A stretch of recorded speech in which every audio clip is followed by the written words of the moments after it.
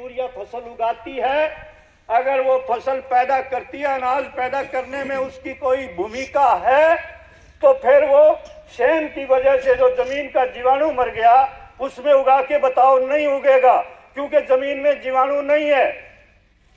पहाड़ पर कोई फसल उगा के बताए, डीएपी यूरिया डालकर या कोई और तकनीक अपनाकर, पहाड़ पर जीवाणु नहीं है, नहीं उग सकता दाना। फसल वही होगी जहां जमीन के अंदर जीवाणु होगा। आज हमने जमीन के जीवाणु को खत्म कर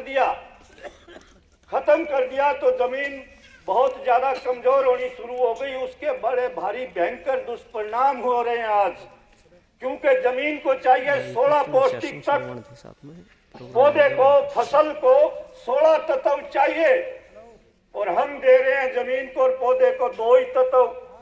फास्फोरस दे रहे हैं डीएपी के द्वारा, और यूरिया डाल रहे हैं नाइट्रोजन दे रहे हैं यूरिया के द्वारा। तीसरा तो कोई हम तत्व देते नहीं है। उसका परिणाम क्या हुआ कि हमारे खाद्यान्न में तत्वों की कमी हो गई, जहर की मात्रा बढ़ गई। हम जो खाते हैं खाद्यान्न, जो भी चीज खाते हैं, वो तत्व कमी हो गई, क्योंकि कैल्शियम जमीन को चाहिए, जिंक जमीन को चाहिए, आयरन जमीन को चाहिए, कोबाल्ट जमीन को चाहिए, मैग्नीशियम जमीन को चाहिए, 16 तत्व चाहिए, और देने हैं 2 ही। बाकी तत्व जब कम हो गए खाद्यान्न में तो जोड़ों में दर्द शुरू हो गया। कैल्शियम नहीं है हमारे खाद्यान्न में, जिंक हम खा नहीं रहे खाद्यान्न में तो कमर दर्द शुरू हो गया, और हार्ट जिंक नहीं, कमी की वजह से खून गाढ़ा होना शुरू हो गया, और ब्लड प्रेशर के मरीज बढ़ने शुरू हो गए, हार्ट फेल बहुत ज्यादा होने शुरू हो गए, और अधिक कमी आ गई। और अंग्रेजी दवाइयों की वजह से, रिएक्शन होने की वजह से कैंसर की बीमारी आ गई।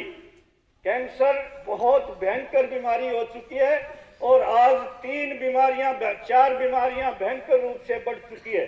आपके इस क्षेत्र के जो एमपी साहब हैं धर्मवीर सिंह जी, उनका गांव ताल्लू है, बहुत बड़ा गांव है।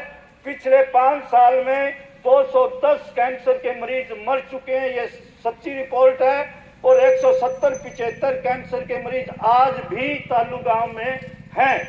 तो ये इस तरीके से हमने जो डीएपी यूरिया